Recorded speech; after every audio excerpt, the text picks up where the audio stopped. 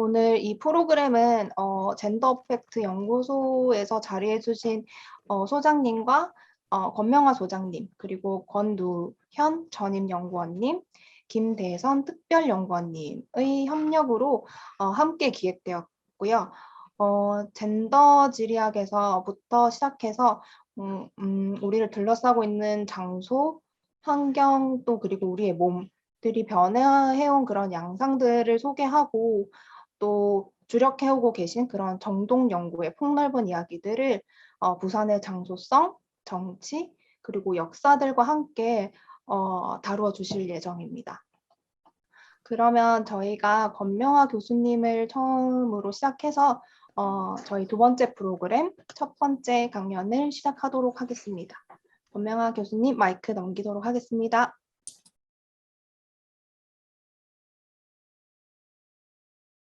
네, 감사합니다. 제가 화면 공유하고 네, 강의를 시작드리도록 하겠습니다. 네, 너무 잘 소개해 주셨는데요. 네, 저는 권명아라고 합니다. 그 채팅창에 오늘 참가해 주신 분들 보니까 저희 연구소의 공부 자리에 계속 같이 해주셨던 분들도 계시고 아마 이제 비엔날레 관련해서 또 참여해 주신 분들도 계신 것 같습니다. 저희는 이제 그 젠더 팩트 연구소에서 계속해서 논의하고 있는, 고민들을 이제 그 중에 아주 짧은 부분을 오늘 소개해 드리려고 하는데요. 저희가 이런 주제를 이제 그 기획하고 또 오늘 참여해 주신 분들이랑 같이 논의해 보려고 하는 건 이제 조금 편안하게 얘기하자면 이런 게 되겠죠. 이제 우리 부산 비엔날레라고 되어 있는 이제 부산이나 특정한 장소와 결합된 어떤 프로그램을 진행한다라고 했을 때 그 장소성이란 도대체 뭔가, 네, 부산에 대해서 말한다는 건 뭔가, 부산에 대해서 말할 자격은 누가 갖고 있는가? 누가 부산 사람인가? 부산이란 이름을 앞에 달고 있는 것에 걸맞은 행사를 한다는 것은 누구와 어떤 자리에서 어떤 얘기를 하는 것인가? 이런 게 아주 실제적인 차원에서도 굉장히 갈등적인 일들도 있고 어려운 문제이기도 할 것 같습니다. 저는 이제 부산에 이주 노동자로서 이주한 지 한 13년, 4년 넘어가고 있는데요. 언제나 이렇게 한편으로는 아직까지도 제가 부산 사람이라고 하는 자리에는 잘 없을 때도 있습니다. 그러나 저희가 오랫동안 해왔던 바로 그런 어떤 토착이나 이제 기존에 관성화된 장소성에 기반하여서 장소를 상상하고 장소와 사람들과의 결속을 상상하는 방식에 대해서 비판적이고 새로운 패러다임을 논의해온 결과 이제 많은 부분이 바뀌었다고 생각하고요. 그런 의미에서 부산 비엔날레의 여러 가지 프로그램 중에 저희에게는 아마 그런 이야기를 들려달라라고 하시는 거라고 생각해서 기획을 해보았습니다. 오늘 제가 드릴 말씀은 부대낌과 몸둘바의 정치라고 하는 이야기입니다. 둘 다 굉장히 우리가 일상적으로는 많이 사용하는 한국어 표현인데요. 이거를 보통 이론적인 맥락에서는 잘 사용하지 않기 때문에 우리가 일상적으로 사용하지만 되게 낯선 얘기라고 생각하실 수도 있을 것 같습니다. 그래서 사실 이제 영어 표현인 젠더 어펙트 연구가 아마 사람들에게는 더 이해하기가 쉬울 수도 있겠다는 생각이 드는데 이제 그거를 풀어보자면 부대낌과 몸둘바의 정치라고 할 수 있을 것 같습니다. 또 우리 이제 그 젠더 연구도 마찬가지고 요즘 뭐 젠더가 고생하고 있는데요. 어펙트 연구 역시 항상 그 뒤에 어떤 전환 이제 이라고 하는 표현이 따라 붙습니다. 그만큼 기존에 있었던 모든 것에 의문을 제기하고 있는 논의라고 할 수 있을 것 같습니다. 거기에 여러 가지가 있지만 이제 이런 질문들을 갖고 출발한다고 말씀드릴 수 있을 것 같습니다. 말하자면 주어진 패러다임으로 세계를 해석하는 것인가? 질문을 제기해서 언제나 생성 변형 중인 세계 속으로 뛰어들어가서 다른 흐름을 촉발할 것인가? 라고 하는 질문이겠죠. 또 이런 질문의 역사는 뭐 어펙트 연구에서만 시작된 것도 아니고 젠더 연구에서만 시작된 것도 아니고 근대 이래 다른 세상을 꿈꾼 많은 사람들이 직면했던 그런 질문이기도 할 것 같습니다. 또 오늘 드릴 말씀과 연관해서는 요즘 급변하는 세계 속에서 또 여러 국면을 앞두고 많이들 고민하실 텐데요. 세상이 변해야 내가 변하나, 내가 변해야 세상이 변하는가. 뭐 우리가 촛불, 뭐 민주화, 세상은 변했지만 내가 못 변했다. 뭐 이런 식의 이제 질문들도 있지 않습니까? 근데 젠더 팩트 연구의 질문은 이제 그 두 가지 중에 양자택일이라기보다는 나와 세상에 대한 패러다임을 변화시켜야 된다라는 것으로 말씀드릴 수 있을 것 같습니다. 한편으로 세상을 바꾼다라고 하는 어떤 근대의 진보 패러다임과 자유주의적 사상이 나를 바꾼다라는 것 모두를 넘어서는 것이기도 한데요. 또 역사적으로는 페미니즘은 왜 가장 사적인 것이 가장 정치적인 것이다라고 하는 아젠다를 채택했고 그 역사의 현재 의미는 뭔가라는 질문들도 함축하고 있습니다.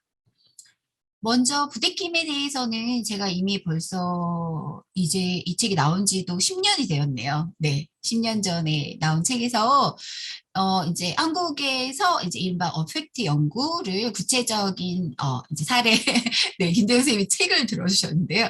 사례 속에서 살펴본 연구인데요. 여기서 지금까지도 뭐 이 정독에 대해서는 번역어에 대해서 참으로 많은 번역어에 대한 논쟁만 많은 경우들도 있는데 저는 이미 이 책에서 이제 어펙트를 부대낌이라고 번역하는 게 좋겠다라는 말씀을 드린 적이 있습니다. 한 예를 들어서 이제 이 책의 제목이기도 한 이제 외로움은 이제 우리가 흔히 그 전에 이제 지금도 이걸 감정이라고 외로움이라고 하는 것 자체를 감정이라고 접근할 수도 있고 정서라고 접근할 수도 있고 정동이라고도 접근할 수 있는데 우리가 어펙트의 관점에서 접근했을 때 외로움은 어떤 다른 게 패러다임 속에서 생각될 수도 있느냐 이 이른바 이 외로움이라는 게 나에게 속한 내 마음의 상태만이 아니라 타인과 세계와의 연결 그리고 공시적 이야기를 공유하는 어떤 공동체의 소속 여부를 보여주는 지표다. 그래서 보통 우리가 근대적인 의미에서 마음의 상태, 이게 우리가 흔히 감정이라고 부르는 것인데요.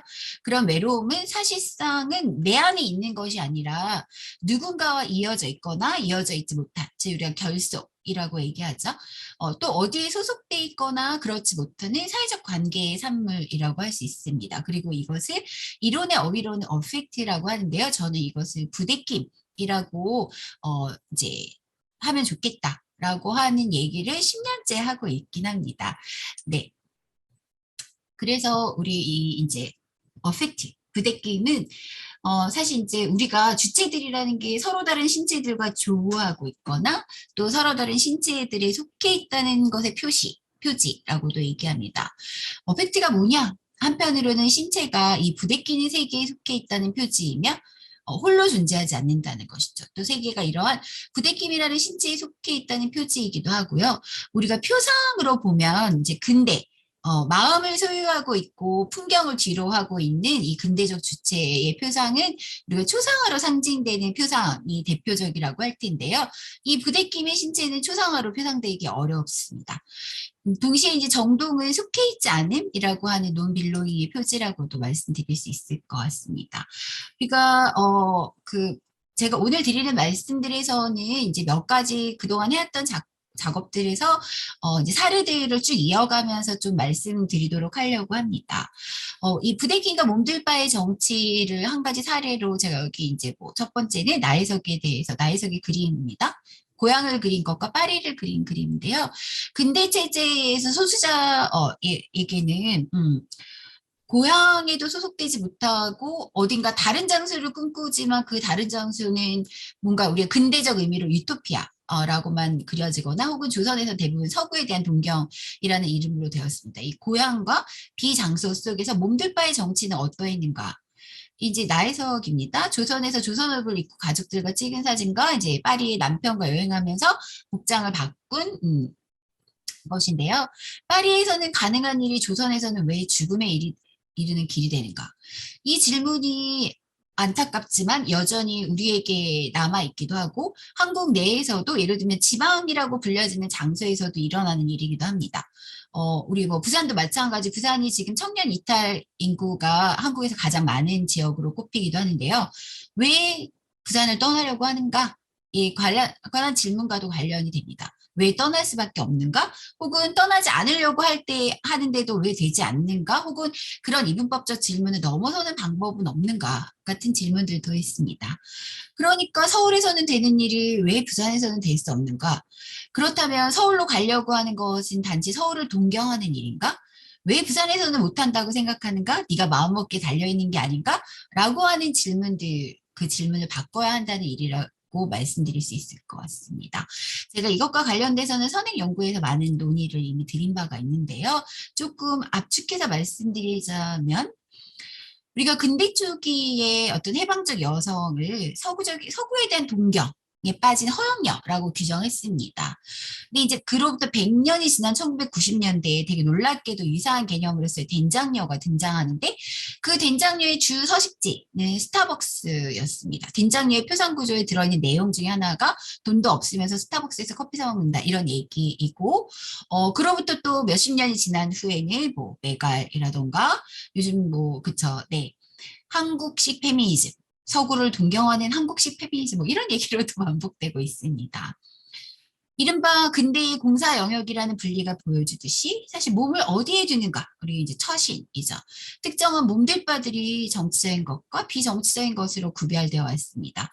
이렇게 젠더적으로 규정된 공간들이 아닌 어떤 다른 공간들이 부재한 상태에서 이 해방의 정치에는 뭔가 유토피아 없는 곳이거나 비장소 사이에서 분열되거나 맴돌았습니다. 그전에는 이 유토피아와 비장소를 같은 개념으로 보기도 했지만 최근에는 이 비장소에 대한 새로운 개념화가 일어나고 있기도 합니다. 그래서 우리가 하고 있는 부대낌과 몸둘바의 정치란 그 장소들의 이름을 부여하는 것이라고 할 수 있습니다. 도래하지 않은 이름을 부르는 정치로서의 페미니즘, 그리고 도래하지 않은 몸들, 그리고 그 몸들의 거처인 몸들바의 새로운 정치를 구축하는 것이 저희가 하고 있는 연구와 실천입니다. 그리고 이 작업들은 뭐 모든 세상의 사상이 그러하듯이 저희가 개발하거나 발명한 것은 아니고요. 여러 가지 사상의 역사와 계보 속에서 이어지고 또 때로는 단절되거나 또는 재구성되거나 하고 있습니다. 조금 특히 이제 이른바 공간 연구라고 할 때 사실 이제 뭐 비판적 지리학에서 젠더 지리학으로 또 최근에는 이제 정동 지리학으로 그런데 이제 최근에는 이게 참 어려운 게 이제는 지리학이라고 하는 용어 자체도 그러니까 그냥 어펙트 연구, 정동 연구라는 것으로 다 이제 되고 있어서 우리가 뭐 내면에 대한 연구, 감정 연구와 그 전에 지리 연구라고 이렇게 나누어졌던 연구들이 이제는 더 이상 나눠지지 않는다. 이제 그것에 가장 중요한 기여를 한 것이 어펙트 연구와 어펙트 연구의 역사적인 원천으로서의 젠더 케어 연구라고 합니다. 자, 그래서 젠더 지리학은 이제 비판적 지리학, 한국에는 이 비판적 지리학은 많이 소개되어 있지만 실제로는 젠더 지리학도 많이 소개되어 있지 않은 형편이고요. 더 나아가 정동 지리학은 이제 막 소개되고 있는 상황입니다. 그리고 이제 어펙트 연구는 많은 부분 이론적인 원천으로서 페미니즘 연구, 퀴어 연구들이 소수자 연구들을 중요하게 다루고 있고 그것을 이어가고 있는데 한국에서는 또 어펙트 연구가 페미니즘 연구나 소수자 연구들 과는 무관하게 또 진행되는 부분들도 많습니다. 이게 한국이 갖고 있는 이제 문제점이기도 합니다. 이제 페미니즘 연구는 오랫동안 이제 시민이라고 하는 주체 자체가 이미 젠더 차별적으로 할당돼 있는 주체이고 이것이 이제 공간의 할당과도 분리되지 않는다라고 하는 주장들을 사실은 근대 초기에 시민권 운동, 이나 또는 시민권 운동을 넘어서는 운동에서도 계속해서 이어서 제기했습니다. 그래서 사실 지금 논의되고 있는 젠더 어펙트 연구에서의 연구들은 한편으로는 또 페미니즘이 해왔던 공간 연구나 젠더 연구 아젠다들 또는 그것이 한국에서 구체화된 연구들을 지속하면서도 변화시키고 새로운 패러다임으로 만들어가는 것이기도 합니다.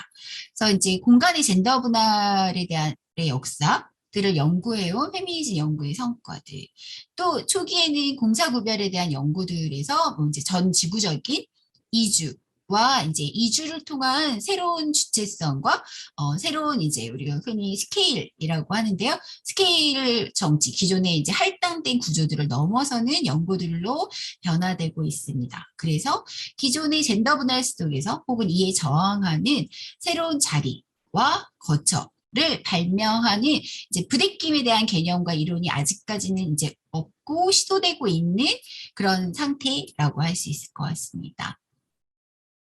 그래서 이 젠더 팩트 연구는 사실은 이제 페미니즘 연구와 운동 속에서 계속해서 추구되었던 개인, 사회, 정치라고 하는 이 몸들이 결합되고 재구성되는 방식에 대한 개념화와 어휘를 발명하는 작업이라고도 말씀드릴 수 있습니다. 그래서 이 이제 그 현재 페미니즘 정치의 어떤 새로운 결속체들 에 대한 논의들은 이 한편으로는 근대적 공론장에 대한 개념과 이론이 이제 여전히 의존하고 있는 부분들이 많습니다. 그러니까 사실 어펙트 연구는 이런 근대적인 의미의 공론장에 대한 논의를 넘어서는 새로운 몸들의 결속에 대한 연구로 나아가야 된다라고 하는 논의와 밀접한 관련이 있는데요. 제가 이것과 관련돼서는 여자 때 공부 젠더 어펙트에서 자세하게 말씀드렸기 때문에 이렇게 아주 짧게만 소개드리고 넘어가도록 하겠습니다. 또 한 가지 어떤 집합적 주체에 대한 논의는 여전히 대규모의 조직화된 프롤레타리아 노동자 투쟁, 그러니까 말하자면 노조를 중심으로 한 이런 투쟁을 모델로 하고 있기 때문에 이게 나쁘다는 뜻이 아닙니다. 이런 결속 신체들의 결속에 대한 새로운 모델이나 또는 그걸 기준점으로 한 평가와 해석과는 다른 식의 모델이 아직 없다. 또 근대 서사에서 만들어진 유토피아, 디스토피아, 장소 비장소의 논의가 이제 새롭게 해석될 필요가 있다. 또 역사적으로는 한국은 사실은 여전히 개토, 이제 양차 세계대전기에 만들어진 개토화된 공간 정치, 몽들바의 정치와 물질적인 공간뿐만이 아니라 주체의 몽들바라고 하는 주체에 대한 통치, 거버넌스를 구축하는 법적, 제도적인 시스템이 거의 바뀌지 않아서 우리 역사적으로 1920, 30년대에 부딪혔던 문제들과 이른바 신자유주의와 그다음에 이제 새로운 형태의 신냉전 체제가 구축하고 있는 여러 가지 중층적인 문제들이 다 결합되어 있는 상태라고 말씀드릴 수 있을 것 같습니다. 그러니까 사실은 야간 통일 금지라는 것도 해방 후에 이제 형성되어서 일제시기에 만들어진 제도에다 플러스 되면서 이제 여러 가지 형태로 지금 이제 많이 이어지고 있는데요.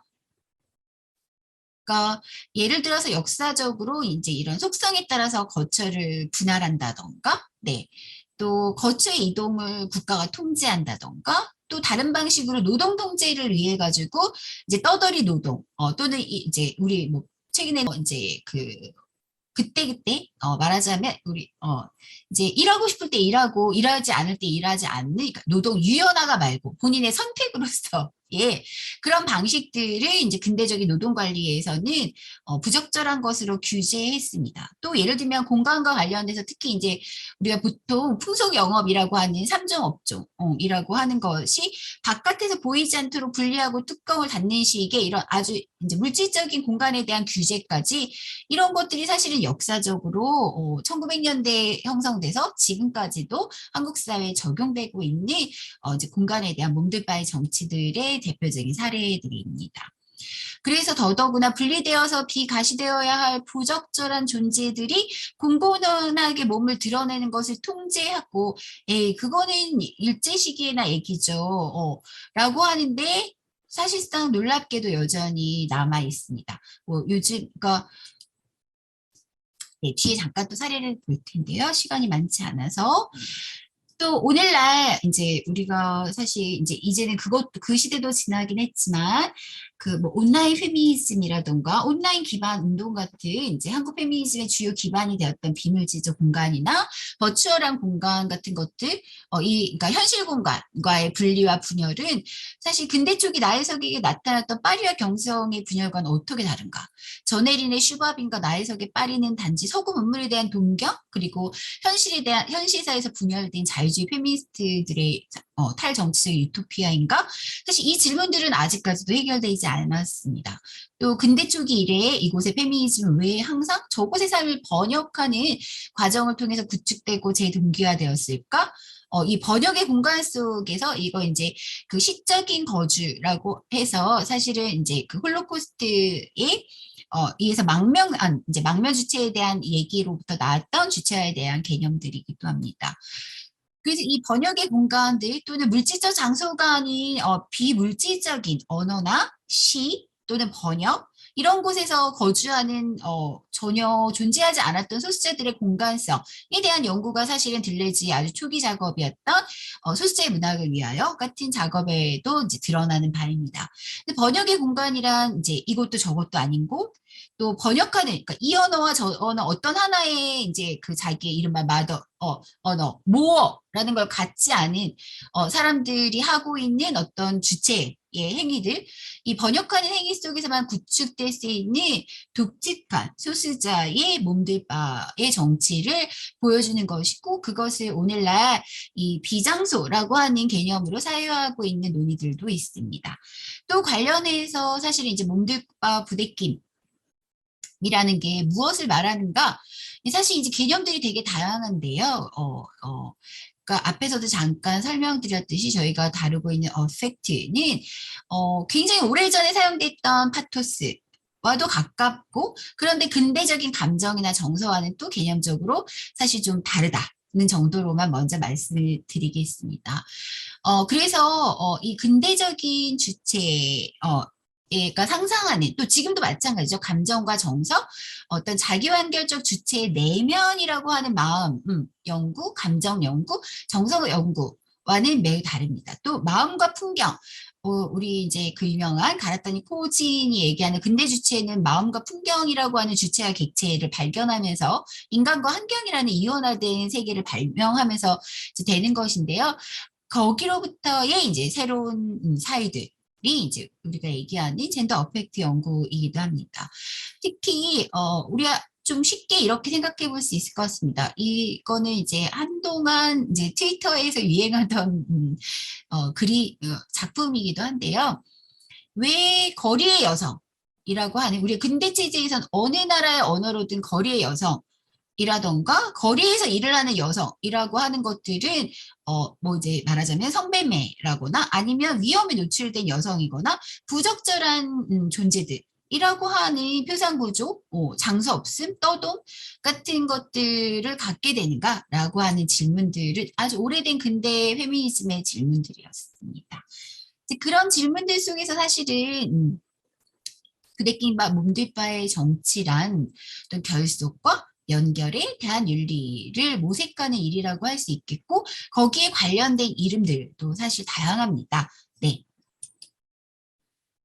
이거는 이제 앞에서 외로움에 대해서 잠깐 말씀드렸던 우리가 이제 흔히 사랑이라는 것에 대해서 사실 부대낌과 몸들 바의 정치에서는 어떻게 얘기를 할 수 있는가라고 하는 사실 사랑에 대한 다양한 스펙트럼이 있습니다. 철학과 사상에서도. 그 중에서 이제 젠더 어펙트 연구가 얘기하는 사랑이란 또 어떻게 얘기할 수 있는가 또를 좀 소개해 드리고 있습니다. 특히 이제 이른바 최근에 한국에서도 많이 논의되고 있는 밀레니얼 세대에 대한 논의 속에서 오래된 이제 막스주의 속에서 사랑을 정치적인 것에 이제 준거로 논의하는 논의들도 있었는데요. 그 논의는 실제로 페미니즘과 어펙트 연구에서 굉장히 다른 방식으로 제기되고 있는 논의들이고 이제 좀 일련의 작업들을 소개해 드리는 것으로 네, 이제 하려고 합니다. 좀 시간이 많이 가서요.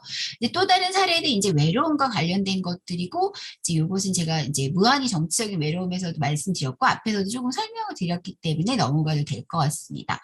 예를 들어서 하나의 사례에서 앞에 우리가 1900년대 만들어진 몸들 바의 정치가 오늘날 어떻게 여전히 반복되고 있는가에 관해서 사랑과 운동장, 왜 소수자는 운동장을 쓸 수 없는가? 운동장을 쓰는 게 왜 그다지 큰 일이 됐고 미풍양속을 저하하는 일이라고까지 얘기되는가 같은 사례들 속에서도 우리가 얼마든지 확인할 수 있는 일이기도 합니다.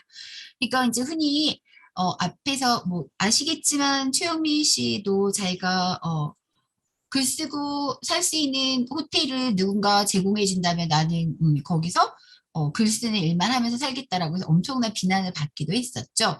또 우리가 온라인 페미니즘에 대해서도 다양한 논의가 나오지만 굉장히 임시적이고 이른바 포퓰리즘의 공간이라는 비판들도 많았습니다. 사실 이런 것들이 물론 거기에 이제 타당한 비판들도 있겠지만 본질적으로는 우리가 이 몸둘바와 부대끼임에 대한 근대적으로 젠더적으로 분할되어 있는 사회 체제를 넘어서지 못하고 있다라는 맥락에서 저희는 새로운 형태의 사유의 패러다임, 실전의 패러다임들을 모색해 가고 있습니다.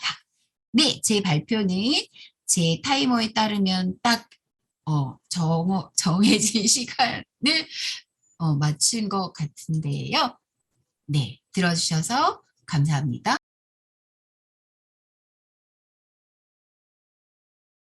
저는 그 가장자리의 정동 경제 또는 을숙도와 미술관의 정동 환경이라고 하는 주제로 간단히 좀 말씀을 드려볼까 합니다. 여기 오신 참가자 선생님들 부산하면 어떤 것들을 먼저 좀 떠올리실지 짐작도 되고 또 제가 아는 부산과 다른 것들을 떠올리실 거라는 예상도 또 동시에 되는데요. 부산은 의외로 커피의 도시입니다. 부산의 커피가 소비되는 카페가 종종 공장의 자리에 바로 그 건물을 이용해서 들어서는 경우가 많습니다. 그래서 그 수영구에 위치해 있는 F1963이라고 하는 곳인데요. 이 화면 왼쪽입니다.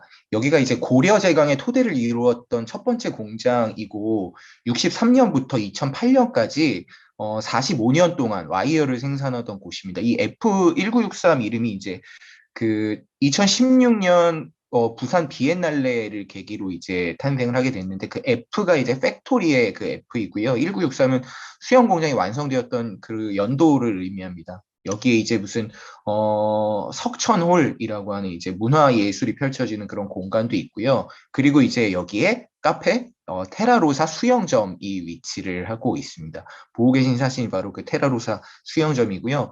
이것과 이제 유사한 공간이라고도 볼 수 있겠는데요. 영도에는 역시나 이제 공장 건물을 리모델링한 무명일기라는 카페가 이제 자리하고 있고, 이 무명일기 바로 옆에 지난달 이제 부산의 대표 커피라고 할 수 있는 이 모모스 커피 매장이 새롭게 또 들어섰습니다. 그래서 이런 장소에서 이제 부산의 오래된 산업 유산이라고 할 수 있을 텐데요.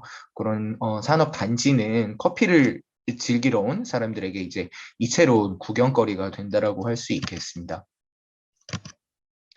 예, 그 부산이 이렇게 커피의 도시로 거듭나기를 욕망할 수 있었던 것은 이런 카페가 들어설 수 있는 장소로서 이제 방치되거나 공동화 되어 있는 공간이 이 부산이라고 하는 도시 곳곳에 이제 자리하고 있기 때문입니다. 뭐 이제 많이들 신자유주의 이야기를 하는데요. 이런 신자유주의적인 체제에 이미 앞서서 식민지 체제, 그리고 또 냉전 체제와 함께 이제 이 한반도에 근대적인 산업 시스템이 자리하게 되었고, 그런 시스템이 할당한 어떤 부산의 산업이라고 하는 것들이 오늘날에는 굉장히 이제 빠른 속도로 사양 산업으로 이렇게 쇠락해 가고 있다라고 할 수 있겠고, 그렇게 황폐해진 자리에는 그 신산업을 뉴딜을 통해서 신산업을 유치하는 방식보다 훨씬 더 빠르게 결국에는 또 신자유주의적인 어떤 소비 자본주의와 불가피하게 연루되는 그런 측면들이 있다라고 좀 보이는 것 같습니다. 그래서 인구 고령화, 또 시설의 노후화, 그리고 또 관광 상품화가 동시에 진행되고 있는 부산의 어떤 현실들이 저는 뭐 이런 영도를 통해서도 잘 드러나고 있다라는 생각을 좀 하게 되는 것 같습니다. 잘 아시겠지만 영도는 이제 37년 식민지 시기였던 1937년에 이제 국내 최초의 조선소가 위치했던 곳이고요. 그래서 영도 곳곳에는 지금까지도 이제 조선소 그리고 좀 역시나 노후된 선박들이 이렇게 쭉 자리를 하고 있습니다. 이렇게 그 육중한 배들이 이렇게 붉게 녹슨 채로 그 물량장에 붙들려서 이렇게 파도와 함께 흔들리고 있는, 출렁이고 있는 그런 모습을 좀 볼 수 있고요. 여기에는 그렇게 배가 붉게 녹슬어 갔을 시간만큼이나 좀 오래된 마을이 또 있습니다. 다들 짐작하시겠지만 오래된 마을의 운명이라고 하는 거는 이제 재개발이라고 하는 명목하에서 아파트 단지의 건축 같은 것들로 종종 귀결이 되는데요. 하지만 지방이나 또 지역이라고 부르는 곳들에는 그 아파트 단지로의 재개발이 아니라 조금 다른 선택지가 또 있는 것 같습니다.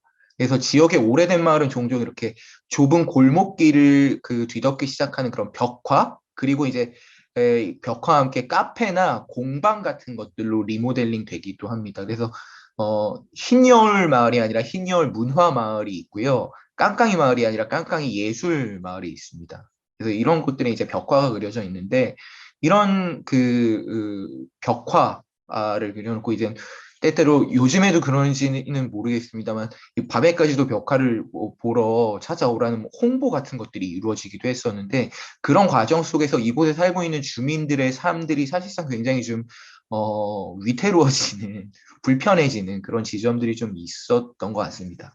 네. 그래서 이렇게 뭐 부산이 늙어가고 있다, 부산이 뭐 낡아가고 있다, 이런 푸념들이 이런 삶들을 봤을 때는 조금 한가해 보이는 그런 측면도 좀 있는 것 같습니다. 네.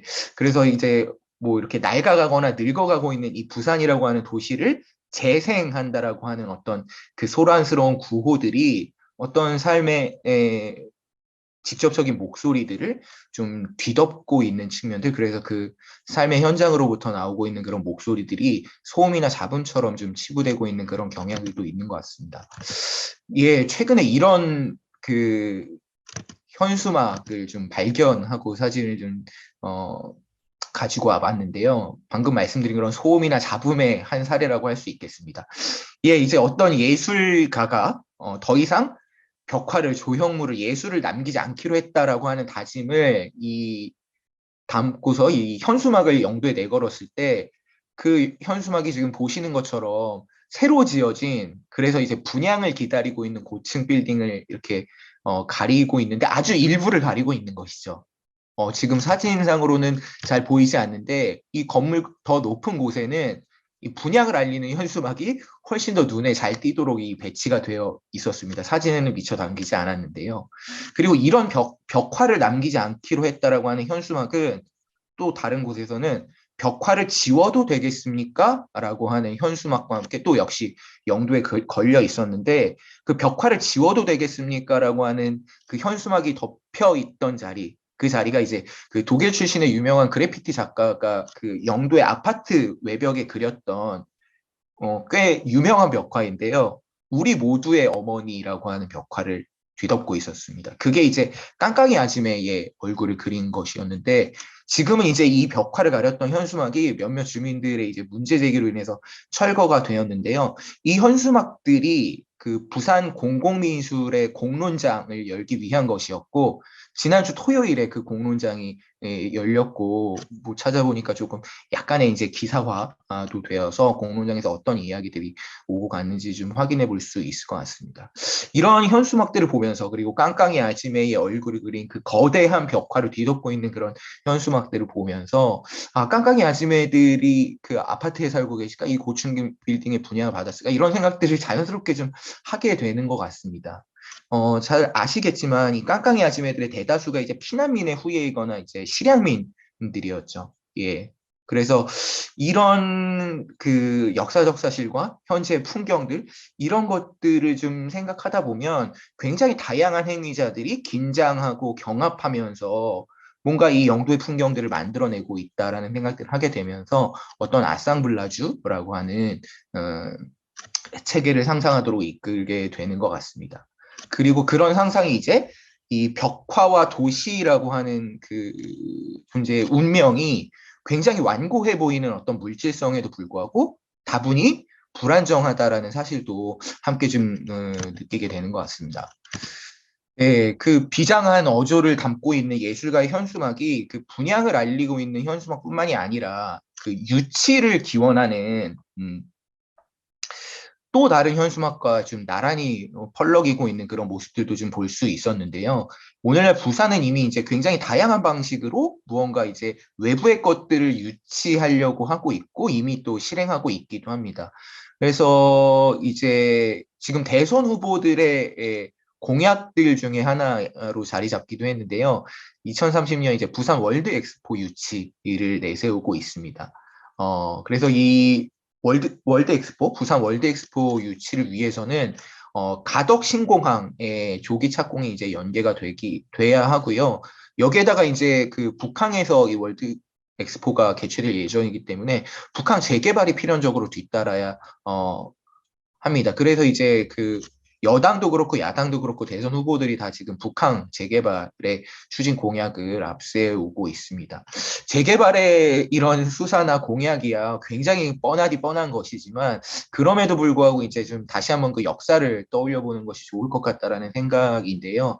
역사가 반복된다라는 사실을 또 뭐 굳이 확인하려고 하는 것은 아니고 이 반복되는 역사라고 하는 것들이 그 진보라고 하는 것들을 어떤 진보라고 하는 내러티브를 자연화하고 또 내면화시키면서 이 눈을 가리는 차단시키는 관점이나 망각시키는 조건 이런 것들이 있다라는 좀 판단을 하고 있습니다. 그래서 예, 함께 생각해 보고 싶은 문제는 이 진보의 리듬에 통합된 것처럼 보이지만 실상 그렇지 않은 삶의 패치들 그것들의 어떤 연결 가능성과 불가능성에 관한 것들이라고 할 수 있겠습니다. 그래서 이 문제를 생각함에 있어서 저는 이 한 명의 가이드를 좀 데려오고 싶은데요. 바로 애나칭이라고 하는 자입니다. The Mushroom at the End of the World라고 하는 책을 썼고요. 예, 이런 얘기를 하고 있습니다. 이 송이버섯에 대한 이야기를 하고 있는데 이 애나칭은 그 마츠다케라고 이제 불리는 그 송이버섯이 세계에서 가장 귀중한 버섯이고 인간이 교란하는 북반구의 숲에서 자라는 일종의 잡초이기도 하다라고 얘기를 하면서 이제 흥미롭게도 이 송이가 재배될 수 있는 것들이 아니라 자연이 만들어내는 것이라는 점에 이제 착목을 해서 이런 얘기들을 좀 들려주고 있습니다. 1945년 히로시마가 원자폭탄에 의해 파괴되었을 때 폭파된 풍경에서 가장 먼저 나타난 생물은 송이버섯이었다고 한다.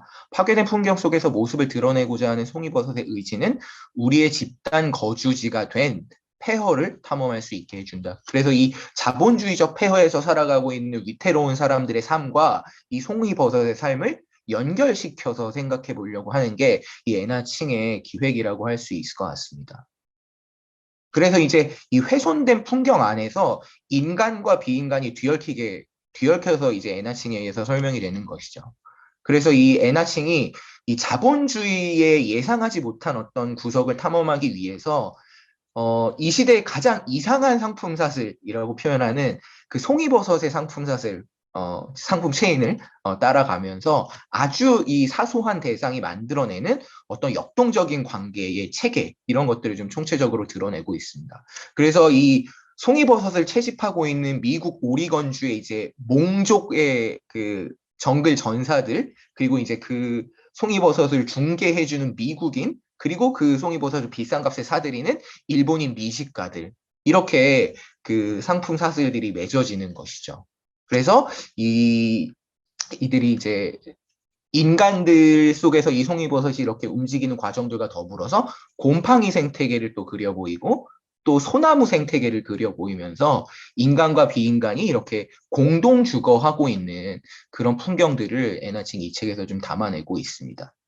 그러면서 이제 이 애나칭의 책이 이 송이버섯의 상업 그리고 생태 이 두 가지를 경제와 생태, 사실은 그 오이케인이라고 하는 어원으로부터 이콜로지와 뭐 이코노미 이렇게 해서 같은 또 어근을 가지고 있기도 한데요. 이 상업과 생태를 마주치게 하면서 이 불안정한 생계와 불안정한 환경에 대한 이야기를 또 같이 펼치고 있습니다. 네. 그래서 이 숲이라고 하는 것이 생태적인 현실이면서 애나칭에게는 어떤 자본주의적인 삶의 비유가 됩니다.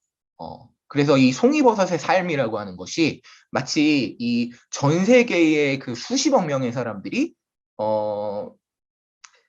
그 자본주의 체제 또는 이 황폐화된 환경에서 어떻게든 살아가야 하는 그런 프레카리아트들의 삶과 굉장히 닮아 있다라고 할 수 있을 것 같습니다. 실제로 송이버섯 채집자들의 삶이 그런데요.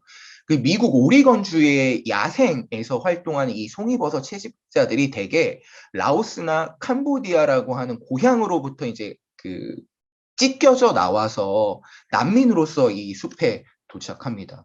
그래서 이 송이버섯의 삶과 송이버섯 채집자들의 삶이 어떻게 보면 굉장히 좀 불안정하다라고 하는 점에서 동괴를 이루면서 그럼에도 불구하고 끈질기게 나아갑니다. 그래서 실제로 애나칭은 송이버섯 물질 문화를 관찰하면서 미국 오리건주의 숲이 마치 동남아시아의 언덕에 와 있는 것 같다라는 생각이 들었다고 이 책에서 또 고백하기도 합니다. 그러면서 이제 등장하는 표현이 머시룸 피버, 버섯 열병이라고 하는 표현인데요. 예.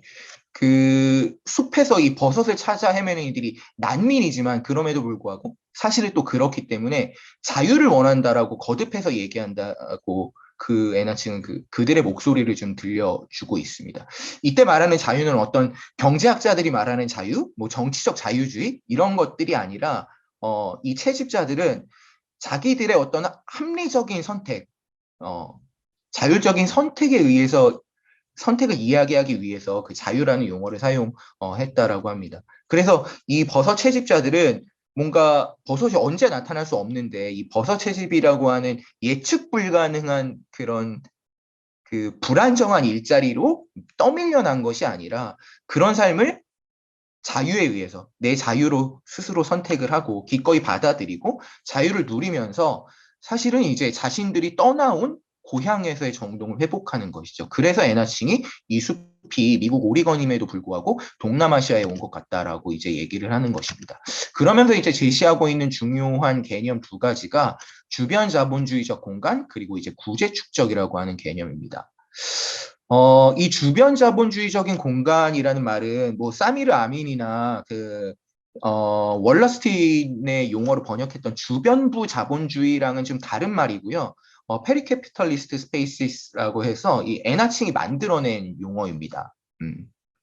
그래서 이 용어는 자본주의 안과 바깥에 동시에 속해 있는 공간들을 가리키고 있고 자본주의와 비자본주의 형태 그래서 송이버섯을 채집하는 삶은 자본주의적인 형태는 아니라고 할 수 있을 텐데 그것이 이제 상품 사슬에 들어가는 순간 자본주의적인 어떤 형태를 띠고 송이버섯은 상품이 되는 것이죠. 예, 이런 것들이 이제 주변 자본주의 공간에서 상호작용한다라고 얘기를 하는 겁니다. 그렇다면 어떻게 상호작용하는가에 대한 답으로 이제 에나칭이 구제 축적, 세비지 어큐뮬레이션이라고 하는 표현을 사용을 합니다. 그래서 에나칭이 구제 축적이라고 하는 과정은 비자본주의적인 삶을 사는 생물이 자본주의의 축적을 위해서 어떻게 이용되는지를 잘 보여주는 그런 개념이라고 할 수 있겠습니다. 그래서 구제 축적이라고 하는 것은 지역적이고 독특한 것을 계속되는 자본 축적을 위해 사용될 수 있는 투입물로 시프팅, 옮겨 놓는 것이라고 할 수 있겠습니다. 그래서 이 미국의 야생 송이버섯은 국유립에서 소나무와 함께 사실은 이제 협력적으로 생존을 하는 것이죠. 그런데 인간에게 채집된 뒤에는 상품으로 분류되고 그 결과로 이제 일본으로 수송돼서 판매가 되는 것입니다. 그래서 이 에나칭은 세계적인 것과 지역적인 것의 어떤 마찰과 더불어서 공존을 이야기하고 또 자본주의화 되어 있는 현대사회에 여전히 존재하고 있는 자본주의 바깥은 없다라고 얘기하지만 그런 사회에도 여전히 존재하는 비자본주의적인 요소를 이렇게 송이버섯의 생태와 상품화 과정을 통해서 설명을 하고 있는 것입니다. 네. 그리고 칭은 이러한 버섯이 이렇게 트랜스내셔널한 초국적인 이동을 거쳐서 판매되는 상품이기에 앞서서 동시에 그 빼어난 맛을 자랑하는 선물로 존재하면서 사람과 사람의 관계를 또 잇고 있다라고 하는 점도 분명하게 이제 포착을 하고 있습니다. 이런 것도 역시 이제 비자본주의적인 관계가 자본주의적인 관계와 연동하고 있다라는 것을 좀 증명한다라고 할 수 있겠습니다. 이러한 에나칭의 관점이 저는 사실 이제 을숙도를 재발견하도록 좀 이끌고 있지 않은가라는 생각을 좀 하게 됐습니다. 이 을숙도는 그 요상 김정환의 뭐 모래톱 이야기 같은 소설을 비롯해서 뭐 전시를 통해서도 또 연구 논문들을 통해서도 이미 이제 많은 이야기들을 우리에게 들려주고 있지만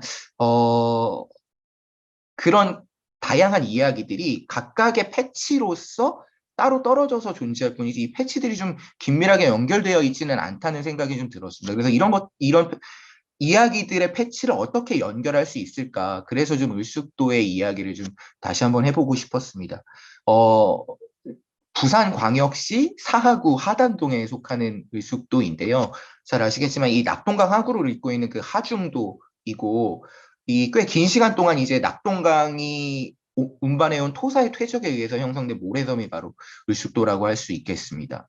그래서 이런 을숙도는 토사와 사주를 통해서 그리티 머티리얼리티라고 할 수 있는 것을 드러내고 있다라고 할 수 있겠습니다. 그래서 요즘 이제 신유물론자들이 이 그리티 머티리얼리티는 로레인 데스턴이라고 하는 학자의 표현인데요. 이 그리티 머티리얼리티라는 표현을 이용해서 사물이 이런 그리티 머티리얼리티를 유지하면서 여러 가지 의미를 생성한다라고 주장을 하고 있습니다. 그래서 머티리얼리티라고 하면 뭐 물질성이라고 하는 번역어가 적당하겠지만 이 그리티는 어떻게 번역하면 좋을지는 사실 여러분들과 같이 좀 고민해보고 싶습니다. 그 사전적으로는 첫 번째 모래 같은이라고 하는 뜻이 있고요. 두 번째는 투지 있는이라고 하는 뜻이 있고 세 번째는 불쾌한 현실을 그대로 보여주는이라고 하는 뜻이 있습니다. 근데 저는 이런 그리티라고 하는 세 가지 뜻이 뭐 우연찮게도 을숙도를 설명하기에 너무 적절한 것처럼 좀 느껴졌습니다. 을숙도는 모래의 섬이고 사실은 생존권을 위해서 싸웠던 주민들의 투지가 불타올랐다가 사그라졌던 그래서 불쾌한 현실을 그대로 보여주는 그런 역사적 장소라고 할 수 있겠습니다. 그래서 을숙도는 철새 노래주로 유명하지만 원래는 400명 정도의 주민들이 뭐 파나 뭐 땅콩이나 이런 것들을 재배하고 그리고 제첩을 키우고 있었습니다. 채취하거나 양식하고 있었습니다. 그런데 이제 그 87년 4월에 그 낙동강 하구뚝이 완공이 되면서 주민들이 이제 육지로 떠밀려 갔고 그러면서 이제 이 주민들의 그 생존권 투쟁도 막을 내리게 되었던 것이죠. 그렇지만 이제 그 주민들이 낙동강 하류 전체에 그 을숙도뿐만이 아니라 적잖이 거주하면서 삶을 영위했다라는 점에서 이 하구뚝 공사라고 하는 것이 사실은 이제 환경 문제로서 많이 이야기되지만 사회 문제이자 또 인간 문제이기도 하다는 점을 생각해 볼 수 있을 것 같습니다. 그래서 이 낙동강 하구 사람들의 생존권 투쟁과 관련해서는 이 논문에서도 정국조 선생님이 쓰신 논문인데요. 뭐 이런 논문을 통해서도 이렇게 좀 정리가 되어 있는데 여기서 좀 보고 싶은 부분들은 이렇게 뭐 제첩 양식장 피해 보상을 요구했다라고 하는 것 그리고 이제 제첩 양식장 피해 보상 문제가 타결되지 않자 2차 실력 행사에 돌입했다라고 하는 점들 이런 역사적 사실들이 쭉 이제 좀 정리해 볼 수 있을 것 같습니다. 이런 부분들을 통해서 이제 을숙도에서의 삶이 어떤 것이었는가를 생각해 볼 수 있겠는데 을숙도에는 제첩을 양식하는 사람들과 제첩이 함께 살고 있었던 것이죠. 그래서 이 제첩을 양식하거나 채취하는 주민들이 살고 있었다라고 하는 것, 이런 작업은 사실은 국가나 자본이 을숙도에다가 이렇게 할당해준 그런 산업적 역할이었다라기보다는 자본주의 가장자리에 있는 어떤 그 야생이 제공한 생계 형태를 주민들이 사실은 뭐 자유롭게는 아니겠지만 선택한 것이라고 보는 편이 보다 타당할 것 같습니다. 근데 선택이라는 표현도 사실은 그렇게 적절하지 않다라고 느껴지는데요. 뭐 주민들이 뭐 이 삶을 선택했다는 표현도 되게 인간 중심주의적인 전제에 기대고 있다라고 느껴지기 때문인 것 같습니다. 사실상 낙동강의 흐름이 만들어낸 이 제첩의 생계라고 하는 것이 주민의 생계, 그리고 이 주민의 생계와 분리 불가능하게 뒤얽혀 있었다라고 이제 말씀드릴 수 있을 것 같습니다. 이런 제초뿐만이 아니라 하국뚝 공사로 인해서 벌어진 그 물난리로 인해서 이 파 농사가 엉망이 되어버리자 어떤 농부가 피를 토하면서 끝내는 이제 자살했다라고도 얘기하는데요. 이런 식으로 이 제첩이나 파의 생계와 인간의 생계가 어떻게 뒤얽혀 있는지 류슈도는 잘 보여주고 있는 것 같습니다.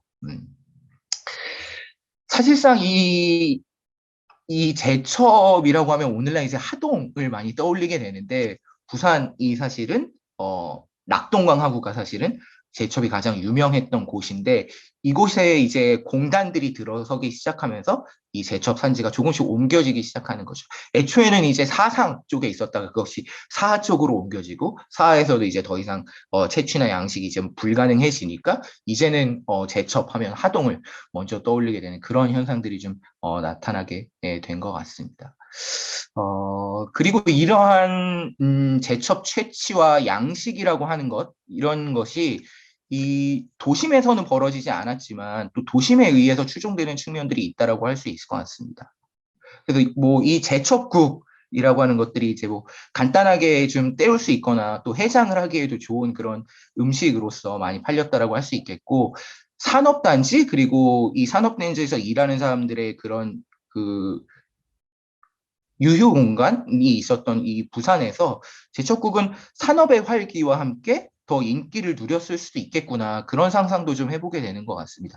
이런 식으로 이제 부산의 제첩은 이렇게 좀 희미한 방식으로나마 부산의 자본의 을숙도의 제첩은 부산의 자본에 이렇게 합류하지만 생존고 투쟁이 보여주다시피 을숙도 주민의 삶은 자본주의에 완벽하게 포섭되지는 않았던 것이죠. 그래서 이 을숙도가 어떻게 보면 이 자본주의의 내부이면서 외부 같은 공간, 주변 자본주의적인 공간과 굉장히 좀 닮아 있지는 않은가, 그런 생각들을 좀 해보게 된 것 같습니다. 네.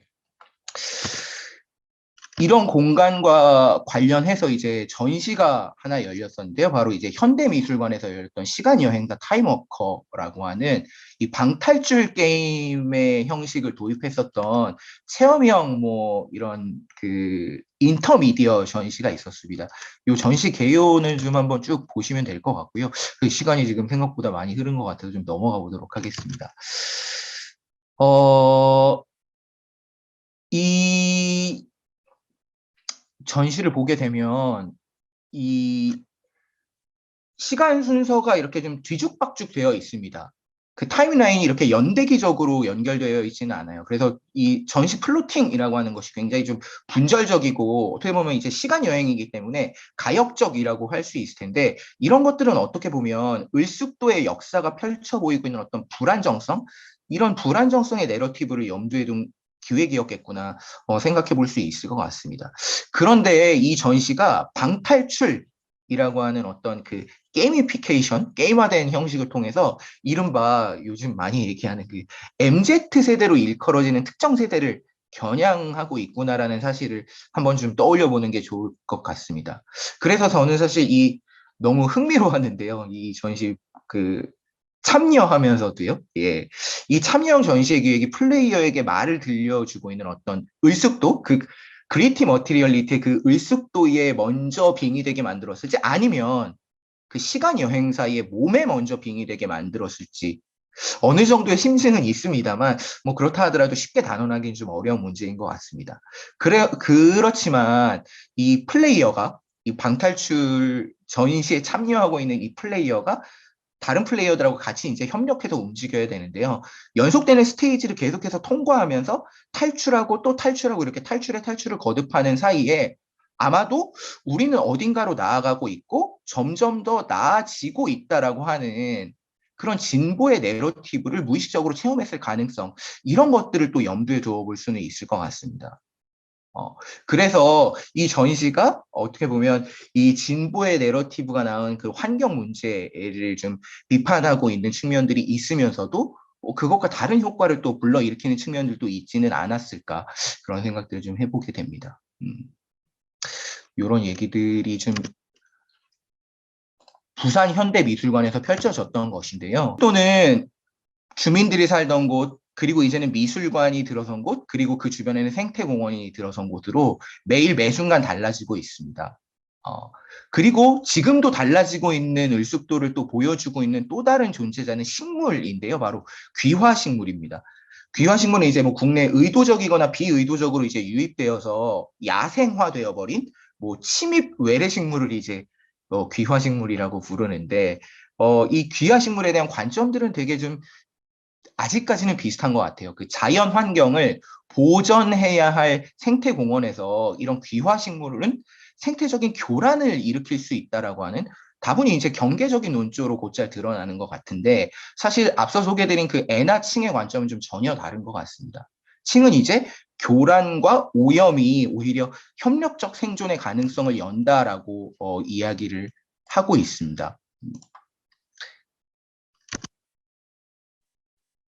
그래서 칭은 이제 그 낙관적 기대가 많이 줄어든 이 황폐화된 자본주의 시대에도 많은 종들이 조화도 정복도 없이 때로는 함께 살아가는 교란 기반의 생태의 기반은 사실은 교란이다라고 얘기를 하면서 꽤나 좀 도발적인 이야기들을 좀 들려주고 있습니다. 그래서 아상블라주의 관점에서 이를 얘기해 본다라고 하면 우리는 우리의 조우에 의해서 오염된다라고 할 수 있겠고 이런 것들의 에나칭은 오염이 곧 협업이다라고 이야기했을 것 같습니다. 그래서 이 협업으로서의 오염에 대해서 좀 이야기를 해 보고 싶었고요. 이 인용문은 한번 좀 보시면 될 것 같습니다. 마지막 이야기 좀 하고 마치도록 하겠습니다. 아상블라주라고 하는 것들을 좀 생각해 보고 싶었는데요. 아상블라주는 이제 생존 가능의 퍼포먼스라고 이야기할 수 있을 것 같습니다. 앞서 인용문에서도 이 교란이 견딜 수 있는 것인지 견딜 수 없는 것인지는 그 뒤에 오는 것, 즉 아상블라주의 재형성을 통해서 해결된 문제이다라고 에나치는 얘기를 하는데 아상블라주는 고정되어 있지 않고 형성되는 과정 중에 있고 끊임없이 재형성되는 것이기 때문에 이 생존 가능의 퍼포먼스가 담길 수 있는 협력적 생존 가능성의 퍼포먼스가 담길 수 있는 그런 관계 체계라고 할 수 있겠습니다. 그래서 아상블라주는 단지 존재를 모으는데 그치는 것이 아니라 그것을 계속해서 다시 만든다라고 할 수 있겠고 열린 결말의 모임이라고도 할 수 있겠습니다. 그래서 을숙도의 결말도 아직은 알 수 없는 것이죠. 그래서 을숙도는 어떻게 보면 인간에 의해서 교란된 지구에서 어떻게 보면 공통적인 생존 가능성을 고려하기 위한 그런 장면들을 우리에게 연출해서 보여주고 있는 아상블라주라고도 할 수 있을 것 같습니다. 그래서 인간 그리고 귀화식물 그 밖에 뭐 다른 무엇들에 의해서 끊임없이 교란되고 있는 을숙도에는 지금 이제 부산 현대미술관이 자리하고 있습니다. 아마도 이제 진보의 내러티브에 따르면 주민들을 몰아내고 뭔가 지어진 그 미술관이라고 하는 것은 역사적 단절이거나 폭력일 수도 있을 것 같은데요. 미술관은 다시 한번 이제 동시대와 관계를 맺고 여기에서 잔존하는 어떤 힘, 그리고 그 힘 관계들을 경유해서 역사적이거나 지리적인 연결을 미술관이 수행할 수도 있다라고 생각을 합니다. 적어도 저 같은 경우에는 그 방탈출에 성공하고 그 부산 현대미술관을 빠져나와서 을숙도의 풍경을 좀 다시 볼 수 있었습니다. 저는 이것을 이제 호들갑스럽게 좀 표현을 하자면 알아차림의 기회라는 애나칭의 표현을 빌려서 좀 얘기해 보고 싶은데요. 방탈출하고 딱 나오니까 뭐가 있었냐면 조류 독감 때문에 생태공원에는 들어갈 수 없다라는 또 현수막이 붙어 있었습니다. 입장을 통제하고 있었는데 그런 것들을 보면서 나는 어떤 세계로부터 여전히 탈출하지 못했구나라고 하는 그런 사실들을 좀 알아차릴 수 있었던 것 같습니다. 그 세계에서는 지금 제첩 대신에 이제 을수도에서는 갈미조개를 특산품으로 또 곳곳의 식당에서 판매를 하고 있습니다. 그런데 그런 갈미조개의 운명은 또 제첩과 크게 다르다라고 할 수 있을까? 이런 생각도 드는데 예측할 수는 없는 것 같습니다. 이런 예기치 못한 것들과의 조우라고 하는 것이 어떤 상황을 그리고 그 상황에 의해 달라지는 아상블라주를 늘 교란시키고 오염시킬 것이다 라는 생각만큼은 좀 해볼 수 있을 것 같습니다. 그런데 그런 오염을 다중 간의 협력이라고 알아차리는 이런 것들이 이제 어떤 정동적인 전환이 아닐까라는 생각들을 좀 하게 되는 것 같습니다. 그래서 최근에는 이제 부산시 수산자원연구소에서 뭔가 이제 시험적으로 자체 생산한, 이제 인공적으로 생산한 제첩을 이제 을숙도 그 해역에다가 연속적으로 이제 방류하고 있기도 하고요. 또 이제 수산식품 클러스터 조성 사업이 이제 예타를 통과하기 시작하면서 이 박형주 시장과 이제 부산시 공무원들이 이제 부산 시푸드 테크 산업 생태계 조성 방안 이런 것들을 또 긴급 회의를 통해서 논의하고 있다라고도 합니다. 이런 식으로 이제 이 재개발이라고 하는 것이 인간의 일만도 아니고 육지의 일만도 아닌 것 같습니다. 예. 그래서 요런 그 생태의 문제, 인간과 얽혀 있는 서로를 오염시키고 교란시킬 이런 생태 문제를 좀 같이 이야기해 보면 어떨까라는 그런 생각들이 좀 들어서 이런 말씀들을 좀 두서없이 네, 준비를 해 보았습니다. 네. 저는 그 젠더 팩트 연구소에서 같이 작업하고 있는 김대성이라고 합니다. 네, 다시 한번 인사드리겠습니다. 오늘 저는 한국 여성 노동자 글쓰기에 대한 그 발표를 좀 준비해 보았는데요.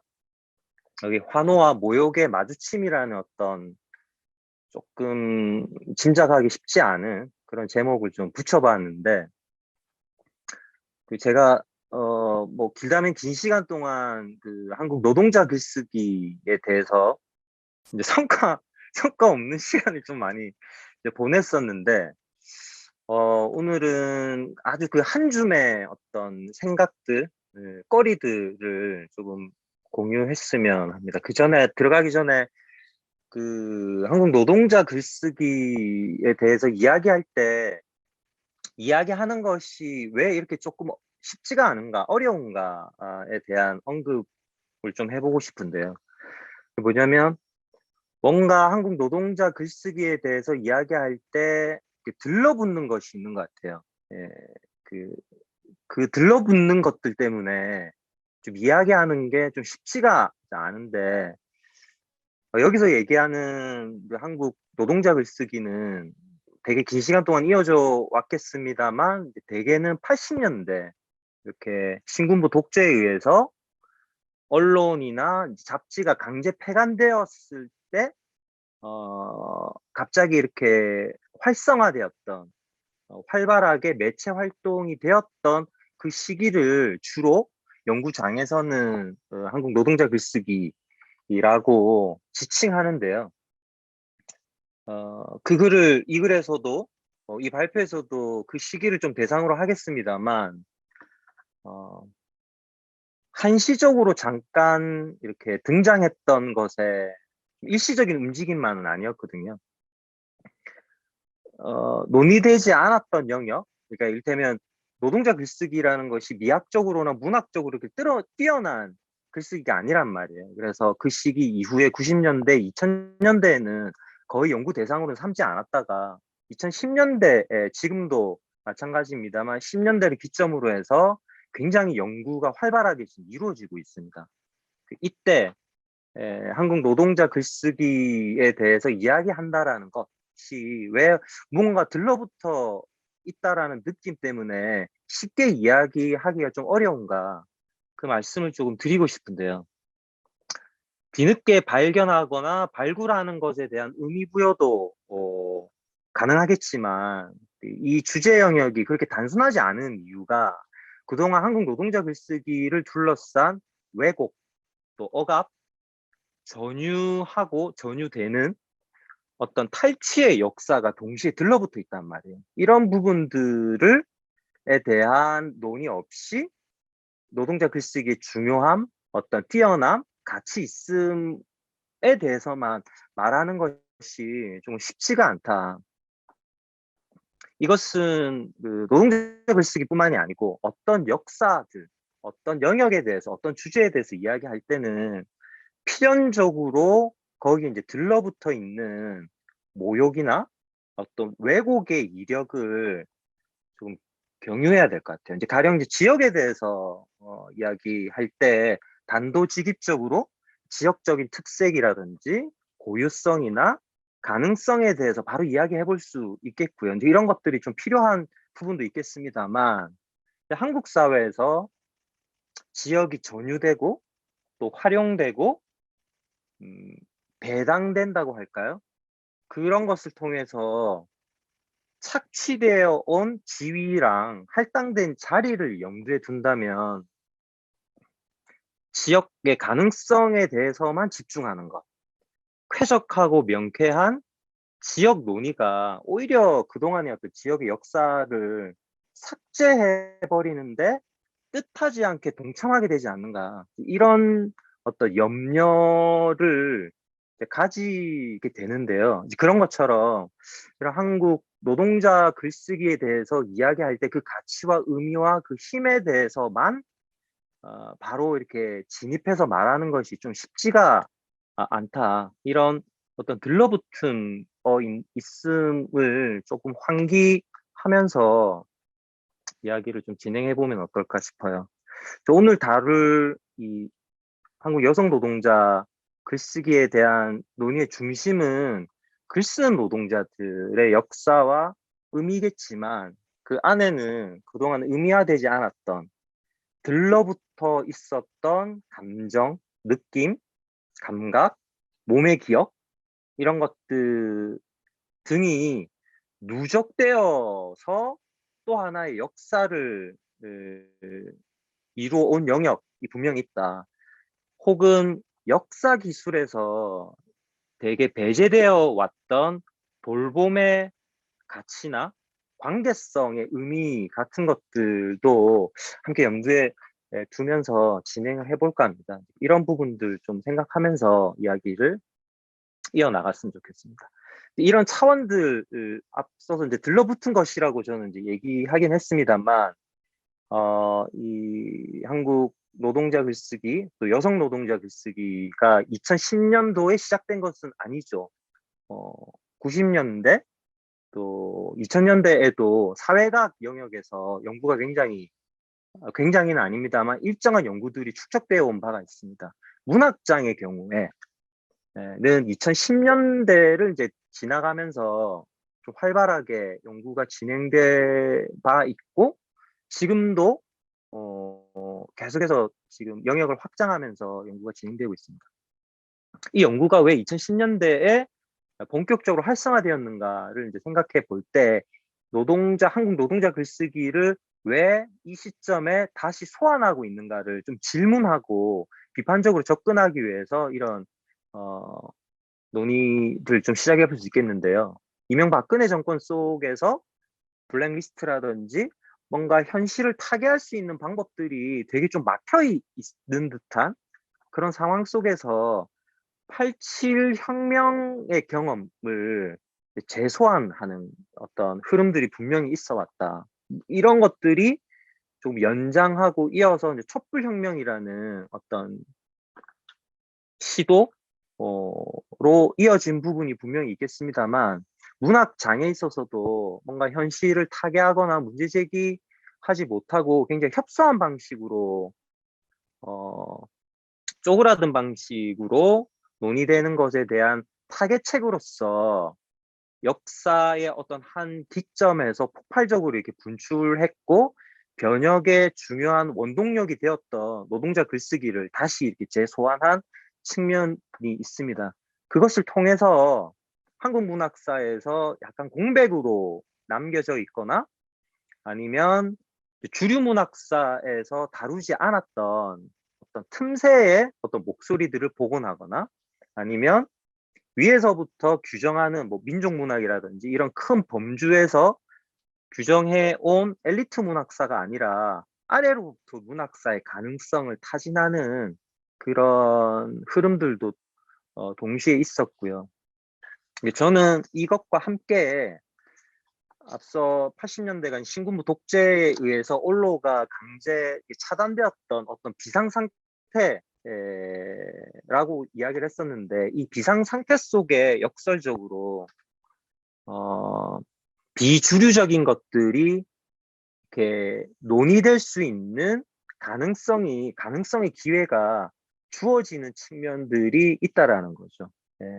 이를테면 여성의 목소리, 농민들의 목소리, 노동자들의 목소리, 지역의 목소리가 잡지가 강제 폐간되고 매체에서 발표할 수 있는 기회가 모두가 없어졌었을 때 무크지나 이런 비정규적이고 게릴라적인 활동들이 오히려 더 활성화되었을 때 노동자들 글쓰기 또한 굉장히 활성화된 측면이 있다. 이 부분에서 한 가지 고민할 수 있는 것들이 우리가 알고 있는 그 정상화, 안정화, 제도의 구축이라는 것이 객관적이거나 어떤 보편적인 것이라기보다는 무언가를 배제하고 무언가를 한쪽으로 밀어두었을 때 그 체제가 구축될 수 있다라는 것 또한 좀 생각해 볼 수 있겠죠.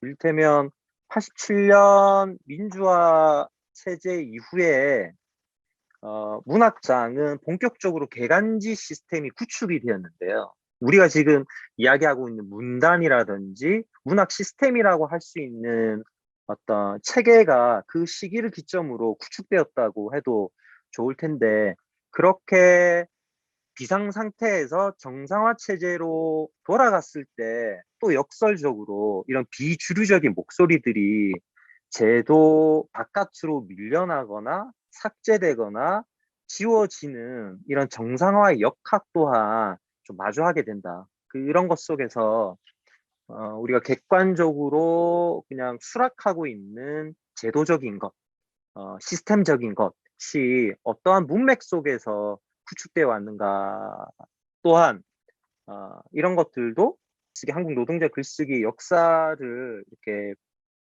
살펴볼 때 마주하게 되는 풍경 중에 하나다. 그렇게 이제 생각을 하고요. 그러면 잃어버린 것, 파괴된 것을 다시 복원하고 복간하고, 지역적인 경험에 있어서는 한국전쟁 때 피난 수도로 부산의 피난 수도가 구축이 되었고 다시 서울을 차지하면서 다 떠나가 버리잖아요. 예. 그 시기와 이 80신군부 체계에 의해서 언로가 차단되고 그 이후에 다시 정상화 체계가 구축되던 모습이 굉장히 좀 유사합니다. 예. 그것의 공통적인 특징 중에 하나가 이 복원과 복간의 프레임이라는 것이 뭔가 좀 자명하고 전혀 이제 문제가 없는 것처럼 보이지만 이게 결국은 바로 잡는 것이고 더 완전한 체계를 구축하는 것이고 안정적인 제도로 많은 것들이 수렴이 된다라는 것들을 다시 좀 환기해야 할 필요가 있다라는, 그것은 망가졌던 것들을 다시 바로잡는다라는 의미가 굉장히 큰데, 그럴 때 이런 비주류적인 움직임들, 비주류의 역사는 어디로 가야 하는가, 어디로 갈 수 있는가. 왜냐하면 앞서 말씀드렸던 것처럼 비상 상태라는 이 비정상적인 상황 속에서라야만 마침내 발언권을 겨우 얻을 수 있었던 이런 게릴라적인 존재들, 움직임들이 이 복간의 프레임, 복원의 프레임 속에서 뜻하지 않게 어쩌면 굉장히 시스템적으로 억압될 수 있다라는 거죠. 그런 문맥도 환기해 볼 필요가 있겠습니다. 그래서 87년 혁명 이후에 문학장에서 뭐 문학과 사회라든지 창비라든지 여러 매체들이 복간되면서 그 복간의 의의를 적어놓은 글들을 일별하면요, 문학사의 공백을 담당했던 노동자의 글이라든지 이런 게릴라적인 움직임에 대해서 미성숙한 것, 과정적인 것, 과도적인 것으로 규정을 하면서 이제 안정화 시스템 속에서 본격적인 문학적인 어떤 시스템을 갖춰야 된다라는 그런 목소리들이 많이 있다라는 걸 확인할 수 있습니다. 이것의 반대편은 아니겠습니다만 사회과학 영역이라든지 또 지금까지 이어지고 있는 또 다른 관점이 바로 노동자들 스스로가 자신들에 대해서 이야기하는 어떤 흐름들을 볼 수 있겠습니다. 지금 제가 여러 권의 이제 책들을 일별해 두었는데 하나하나 설명하고 이야기하고 그 가치를 이야기해보면 재밌겠습니다만 더 좀 좋을 수는 있겠는데 시간 관계상 목록만 한번 보시고요. 여기 너무 유명한 김원 선생님의 요공 1970이 나온 지가 꽤 되었음에도 불구하고 여전히 이 분야에서 좀 독보적인 어떤 연구 성과라고도 할 수 있고 여성 노동자를 바라보는 이 프레임 자체를 이제 크게 전환시킨 역사 연구 방법론에 있어서도 굉장히 의미가 큰 작업이라는 점 강조해드리고, 요 밑에 루스 베러클로프의 여공문학이 출간된 뒤에 굉장히 많은 논의가 되었었는데 이 저작은 전적으로 김원 선생님의 연구를 조금 바탕으로 하고 있는 측면도 좀 있습니다. 밑에 보면 노동자들이 직접 쓴 저작들도 사실상 2010년도 이후에 지금 계속해서 그 작업이 이어지고 있다. 이 정도 말씀드리고요. 이 노동자들이 자기역사 쓰기의 차이, 이 점을 좀 말씀드려본다. 앞서서 얘기했던 아래로부터 글쓰기라든지 문학사의 여백을 채우는 것으로서의 그런 연구 관점이나 방법론과 달리 자기역사 쓰기에서의 연구 방법들이나 관점의 큰 차이를 말한다면 다른 주체가 되고자 했던 이들이 어떤 감정, 어떤 감각, 어떤 관계성, 그를 속에 놓여 있었는지를 살펴볼 수 있는 역사적인 사례라고 할 수 있겠습니다. 단적으로 얘기한다면 보통 우리가 노동자 글쓰기에 대해서 이야기를 할 때 이들이 얼마나 노동자다운가, 얼마나 노동자로서의 자부심을 가지고 있었는가를 주목하는 경향이 상당히 많은데요. 실제로 노동자들이 쓴 글들을 읽어보면 오히려 노동이 아닌, 노동자가 아닌 다른 무언가가 되고자 하는 욕망들이 굉장히 많다라는 거예요. 물론 그 욕망들 때문에 괴로워지기도 하고 모욕감을 가지기도 하고 자기 패배감 속에 빠지는 경우도 있고 다른 것이 되고자 하는 그 의욕 때문에 더욱 자기가 지금 하고 있는 행위를 가치 있게 여기는 측면도 있습니다. 그러니까 보통 한국 노동자 글쓰기, 1980년대 노동자 글쓰기의 의미들은 얼마나 더 노동자다운가에 조금 집중해 있었는데 실은 다른 무언가가 되고자 했던 욕망의 기록이 굉장히 풍부하다는 거죠. 이런 부분들을 어떻게 읽고 논의할 것인가가 좀 중요한 부분이라고 할 수 있겠습니다. 그래서 중요한 것은 노동자들 실태가 아니고 이렇게 대단했다, 이렇게 힘들었다, 이런 억압들이 있었다, 억압을 뚫고 자기 갱신을 반복했다 보다 왜 다른 것이 되려고 했고 왜 노동자의 자리가 아닌 그 다른 자리에서 더 위태로워질 수도 있고 혹은 이를테면 여기서 다루겠습니다만 노동자가 작가가 되는 것은 굉장히 어렵잖아요. 작가라는 것은 긴 시간 동안에 반복된 어떤 연습과 연마가 좀 필요한 것인데 작가가 되고자 했던 노동자들이 상당히 많거든요. 그들은 오히려 작가가 되려고 한 그 순간부터 오히려 자기 글이 얼마나 형편없는지 별로인지와 계속해서 대면해야 됐었단 말이에요. 왜 그럼에도 불구하고 이들은 노동자의 자리가 아닌 다른 무언가가 되고자 하는 자리로 그렇게 옮겨가려고 했을까? 스스로를 위태롭게 할 수도 있는데 이런 부분들은 그 기존의 노동자 글쓰기에 대해서 논의할 때 거의 이제 다루어지지 않는 부분인데 저는 이런 부분들까지 같이 좀 논의될 필요가 있다. 이런 역사적인 기록으로 얘기되지 않고 역사적인 기록으로 남아있지도 않을 뿐만이 아니라 우리가 보통 노동자 글쓰기를 주목하는 연구 방법론에서 연구 대상으로 삼지 않는 이런 들러붙어 있는 인여적인 영역들은 어떻게 연구하고 의미할 것인가에 있어서 이 정동 이론이라는 이 방법론이 상당히 시사하는 바가 많다라고 할 수 있겠습니다. 앞서서 고명아 선생님께서 총론격으로 이 부대낌이라는 어떤 문맥으로 설명해 주신 내용들을 좀 환기해 보시면 좀 더 이야기가 좀 쉽지 않을까 이런 생각이 듭니다.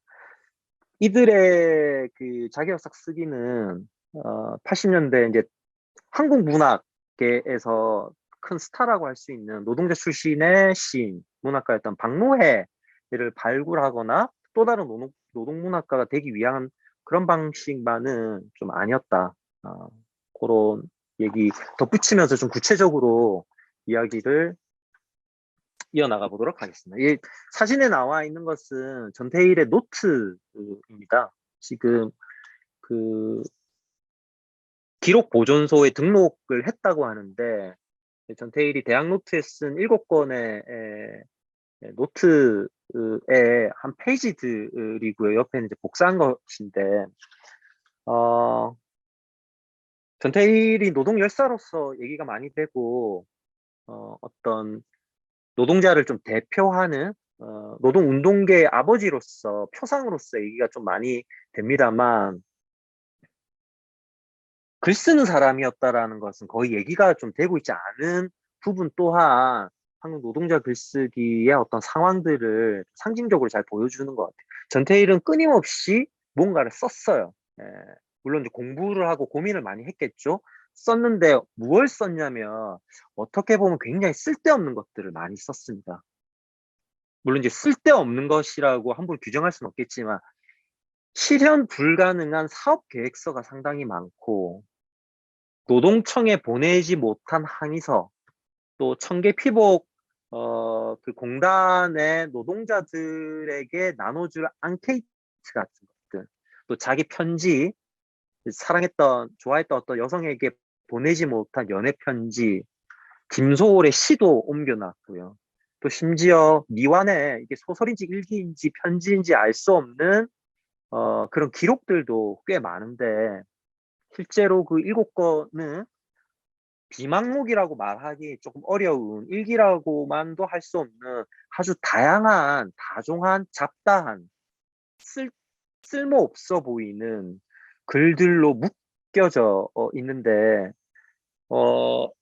전태일의 이 그 노트는 87년에 출간된 바가 있습니다. 돌베개 출판사에서.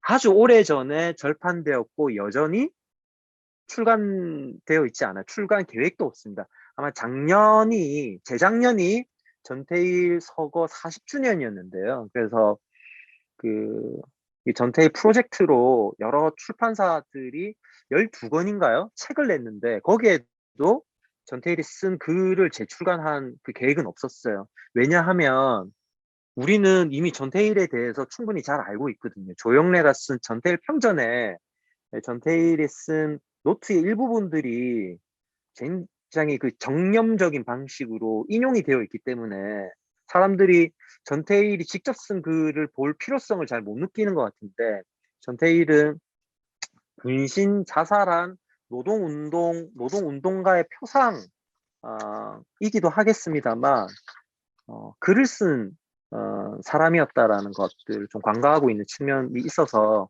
그 부분을 조금 강조해 봤습니다. 지금 두 번째 여기 사진으로 이제 제시하고 있는 것은 시중에 거의 구하기 어려운 저작들인데요. 노동자들이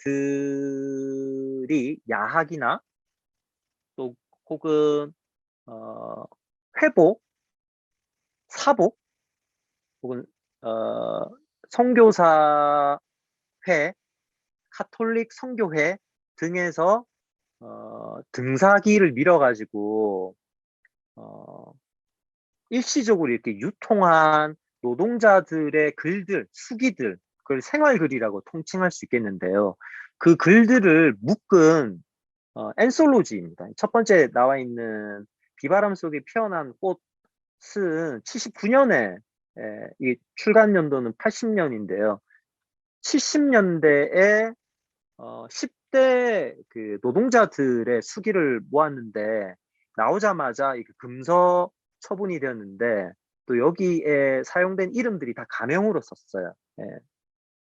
당국에 어떤 피해가 있을까봐 편집자가 모두 이름을 이제 고친 그런 10대 노동자들의 일기와 생활담 같은 것들이 있습니다. 물론 여기서 얘기하는 일기는 우리가 통상적으로 말하는 일기와 꼭 일치하는 것은 아니고 일치하는 것도 있지만 앞서서 전태일의 그 대학 노트에 실려 있던 것처럼 편지, 뭐 에세이, 독서 감상문 등등이 좀 섞여 있는 측면이 있습니다. 옆에는 80년대 노동자들의 흩어져 있던 이런 글들을 한 지식인, 학출 지식인이 여기저기 흩어져 있던 글을 다시 모아가지고 이렇게 책으로 묶어서 유통한 작업이죠. 굉장히 가치 있고 의미 있는 작업인데 이 책들 또한 당시에는 많이 읽혔습니다만 지금은 좀 구하기가 어렵습니다.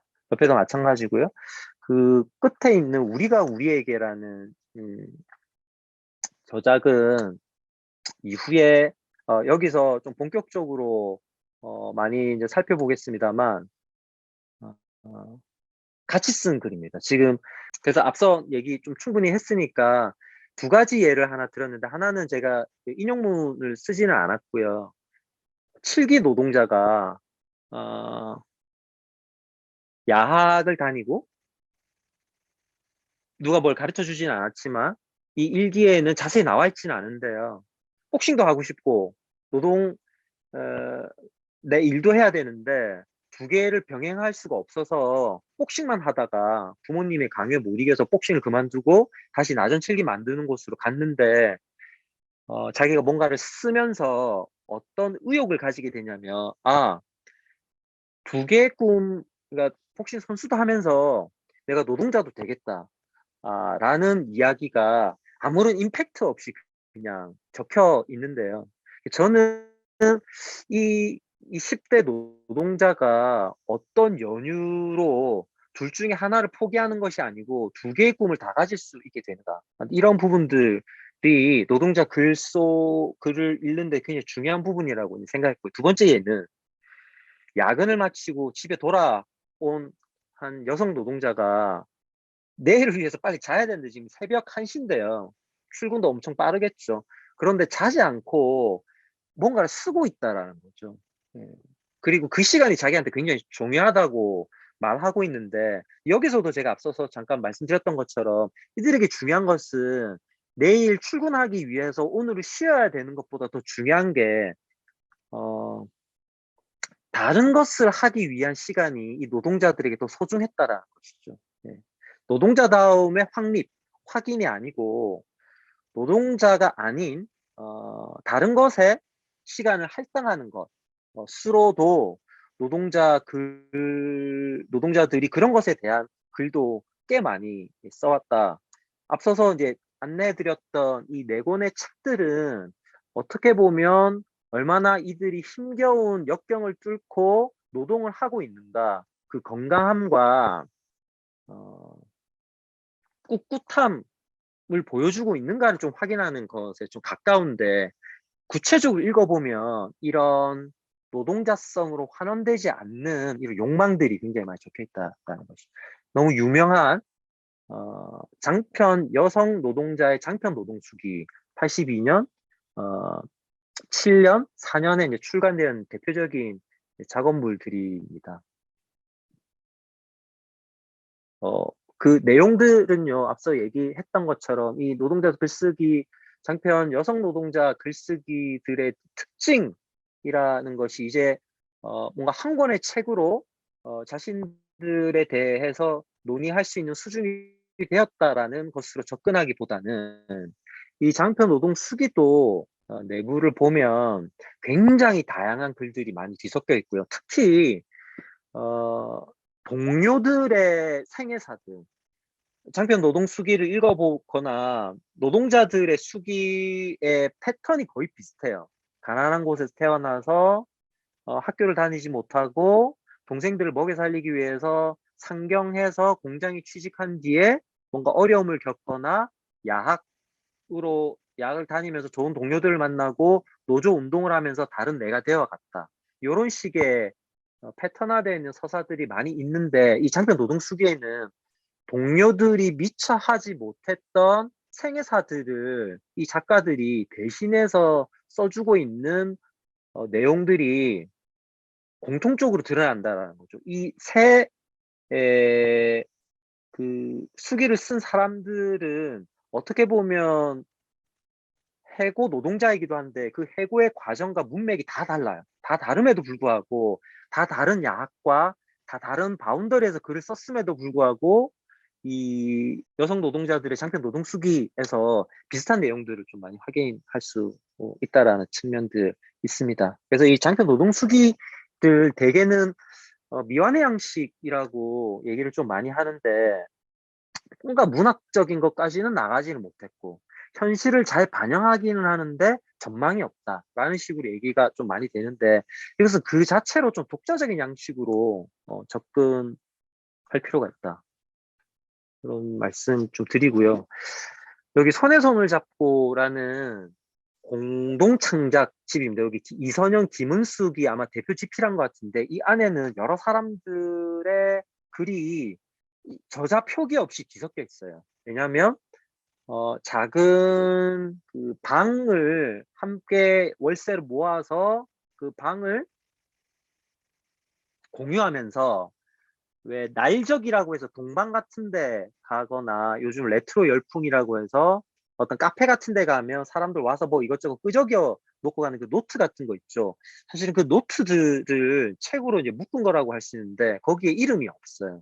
여기에 여기 인용되어 있는 것에서 나와 있는 것처럼 누군가가 그 노트에 무엇을 쓰고 가면 또 다른 누군가가 와서 이어서 쓰고 있는 그런 집단 창작, 공동 창작의 어떤 한 양식들을 볼 수 있는데 이게 한 사람이 쓴 게 아니고 여러 사람이 같이 썼다라는 특징뿐만이 아니라 이 읽고 쓰는 능력을 그런 경험을 공유하고 기록하는 형식적인 글쓰기의 하나의 사례로 볼 수 있고 누군가의 흔적을 읽고 다시 쓰는 연쇄적인 어떤 이런 작업들을 이제 통해서 또 다른 어떤 요구들, 욕망들을 기록할 수 있게 되는 거죠. 누군가의 글이 내 욕망을 뭔가를 추동을 하고 문제를 해결할 수 있는 힘을 주는 이 과정들이 이 글들 속에 잘 나와 있다라는 겁니다. 이들이 얼마만큼 힘들었고 어떤 노동자성을 가지고 있었는가에 대한 실태의 확인뿐만이 아니고 서로가 어떤 보이지 않는 정동적인 에너지들을 주고받았는가. 그리고 이 글쓰기가 이 의미화될 수 없는 에너지들이 누적될 수 있는 장소의 의미를 가지는가. 이런 측면들을 노동자 집단 창작글에서 좀 많이 확인할 수 있습니다. 그런 차원에서 똑같은 필자가 쓴 노동자에 대한 자기기술지 안에서 76년도에 발표한 글과 84년도에 출간된 글에서 문학에 대한 태도가 굉장히 달라진다는 거예요. 처음에 74년도 일기에서는 문학 작품 굉장히 좋아하고 낭만적인 문학 작품들을 많이 읽는데 나 같은 인간은 이런 이런 글을 절대 못 쓰겠지. 나는 돼지처럼 살다가 죽을 거야. 굉장히 자기 비하적인. 그 자기 비하는 영롱하고 대단한 문학 작품과 자기 삶을 견주어 보니까 자기 삶이 너무 볼품 없어지는 것들. 오히려 문학이 자기 삶을 볼품 없는 방식으로 비추고 있다라는 그런 측면이라면 첫 번째 일기가요. 그런데 그 이후에 84년도에 출간된 이 공장의 불빛에서 문학의 지위가 굉장히 좀 다른 방식으로 인지하고 있다는 거예요. 어떤 시인이 와서 너 이거 읽어봤어? 이거 읽어봤어? 이거 읽어야 돼. 리얼리즘 계열의 낭만주의 계열의 문학 말고 현실 참여적인 그런 계열의 작품들에게 추천하니까 이 문학 소녀인 석정남이 그 시인을 굉장히 시큰둥하게 반응하는 이 차이가 무엇인가. 근데 그 차이는 갑작스럽게 노조 활동을 하면서 계급적으로 각성되었기 때문이 아니고 노동자 내부에서 충분히 기록되지 못한 이 손에 손을 잡고라는 글에 남아있는 흔적들처럼 노동자들 사이에서 읽고 쓰는 행위들을 공유하면서 누적된 어떤 정동적인 경험치들에 의해서 달라진 측면들이 분명히 있다. 노동자 글에 대해서 논의할 때 우리는 이렇게 기록으로 선명하게 남아있지 않고 굉장히 가치 있고 의미 있는 방식으로 기록되어 있지는 않지만 분명히 이들은 이들 나름대로의 교류, 주고받은 서로를 지키고 돌보아온 이 문맥들의 힘을 통해서 노동자들이 조금씩 달라지고 다른 것을 요구할 수 있는 것으로 나아갈 수 있다라는 것, 그런 사례들을 확인할 수 있습니다. 장남수의 글에는 장남수 러시아 문화까지 되게 섭렵한 세계 문학 되게 거의 많이 읽었던 그런 분이라고 할 수 있는데 이 빼앗긴 일터라는 장편 노동수기 읽어보면 실제로 새로운 눈뜸, 내가 달라져야겠다. 문학으로부터 누군가의 글로부터 굉장히 큰 영감을 받게 되는 게 다름 아닌 노동자들이었다라는 거예요. 석정남의 불타는 눈물 일기, 유동우의 어느 돌멩이 외침 일기나 전태일의 기록들을 보면서 새로운 세상과 마주하게 된 어떤 새로운 눈뜸을 경험하게 된다라는 그런 내용들을 좀 인용해 봤습니다. 여기 앞서서 손에 손을 잡고에 나와 있는 내용인데요. 서로 독서 토론하는 자리가 있거든요. 거기에 이런 토론거리의 문맥이 있었어요. 우리가 주인공인 것은 어디에도 없다. TV에도 없고 신문에도 우리는 없다. 공원 모집밖에 없다. 전봇대에 붙은 그런 한탄, 문제제기, 분노 얘기해서 같이 그 이야기를 이어가면서 노동자도 주인공이 될 수 있다라는 공동 발표문 작성까지 이어진다라는 거예요. 저는 이 이행의 방식과 이 이행의 기록을 이 노동자 글쓰기에 있어서 굉장히 중요하다. 그런 말씀을 조금 드려보았습니다. 네. 그래서 앞서 언급했던 것처럼 노동자가 글을 쓰려 했고 문학을 선망했던 이유는 또 다른 문학가가 되기 위해서만은 아니었다라는 거죠. 오히려 말씀드렸던 것처럼 문학으로부터 모욕을 받거나 이런 측면들도 분명히 있었다. 그렇다고 문학과 결별한 따라기보다는 문학을 다른 방식으로 전유해 온 문맥들이 동시에 있다. 이런 측면들 얘기해 볼 수 있겠고요. 또 이런 노동자들 글을 해석하는 패턴화된 방식이라든지 노동자들을 역사적 주체로서 세우려는 그런 관점뿐만이 아니고 이런 감정과 계급에 대한 고전적인 관점과 달리 무언가가 되고자 했던 선망했던 전태일의 그 허무맹랑한 사업 계획서처럼